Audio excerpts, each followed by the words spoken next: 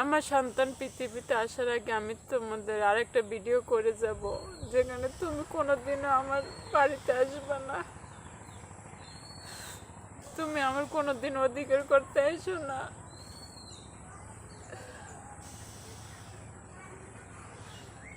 আমার ভাগ্যে কি আছে আমি জানি না, আমার মেয়েটার ভাগ্যে কি আছে আমি জানি না, কার কাছে বড় হইবে আমি জানি না। আমি এই বাচ্চা জন্ম দিতে চাই, বাঁচবো কিনা সেটাও আমি জানি না। তুমি তোমার দায়িত্ব পালন করতে যাবো, দায়িত্ব কি শুধু তোমার মা? তুমি কয়টা বিয়ে করে তোমার দায়িত্ব পালন করতে পারবা? বুকে হাত রেখে তুমি বলো। একটা একটা করে তো তুমি 3টে বিয়ে করছো, 3টে বিয়ে দ্বারা তোমার মা সুখী হতে পারে নাই, দায়িত্ব পালন করতে তুমি পারোনি। তাহলে তুমি কিভাবে বুঝলো 4 নম্বর বিয়েটা কইরা তোমার মাকে তুমি সুখী করতে পারবা? বলো, তুমি বলো। কেন তুমি আগে একটা বাচ্চা এতিম করে রাখছো, তার মা আরেক জায়গায় বিয়ে করছো, তুমি আরেক জায়গায় বিয়ে করছো, ওই বাচ্চা মানুষ আমার সেম, আমার বাচ্চা ওই সেই একই পথে যাচ্ছে। কেন তুমি এত বিয়ে করে রেখে সুখী হতে পারবা? তুমি 3 নারীতে সুখী হতে পারো না, তুমি কি 4 নারীতে সুখী হতে পারবা? 4 নম্বর নারী এসে কি তোমার মাকে সুখী করতে পারবে? 3টে নারী একটাও তো তোমার মাকে সুখী করতে পারে না, আমি বাদ। আরও তোমার জীবনে 2জন আছে, তারাও পারেনি, তারাও বাদ। তোমার আরও 2টে ভাবি আছে, তারাও তোমার মাকে সুখী করতে পারি, তারাও বাদ। তার নিজের সন্তান, নিজের মেয়েরা তাকে সুখী করতে পারেনি। তোমার মায়ের 6টা ছেলে মেয়ে, 6টা ছেলে মেয়ে তোমার মায়ের দায়িত্ব পালন করতে পারে। আমার সন্তানের কয়টা বাবা বলো? আমার সন্তানটা তো তুমি খালি আছো। আর আমার এই অসুস্থ, এখন তো তোমাকে আমার কাছে পাওয়া দরকার ছিল।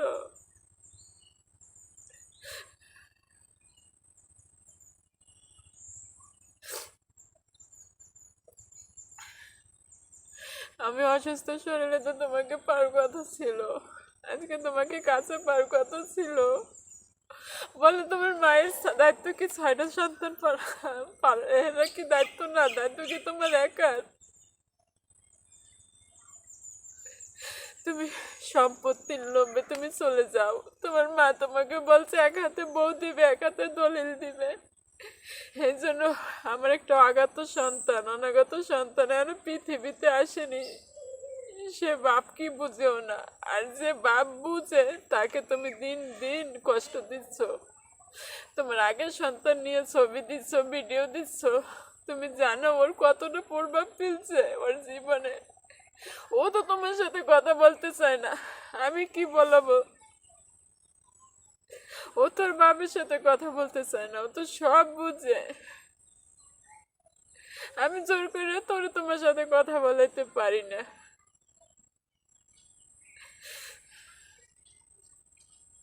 আমার কোনো আপত্তি নেই, তুমি 4 নম্বর বিয়েটাও করে ফেলো।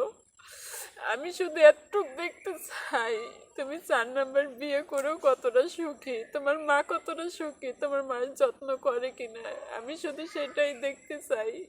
তুমি করে ফেলো প্লিজ, তুমি 4 নম্বর বিয়েটাও করো, দেখি কতটা সুখী হয়, কতটা যত্ন করে তোমার মা। প্লিজ করে ফেলো, আমার আর কোনো আপত্তি নেই। একটা মহিলা জীবনের অঙ্গটা দিয়েও তার স্বামীরে ধরে রাখতে পারে না, আর আমি কি তুচ্ছ?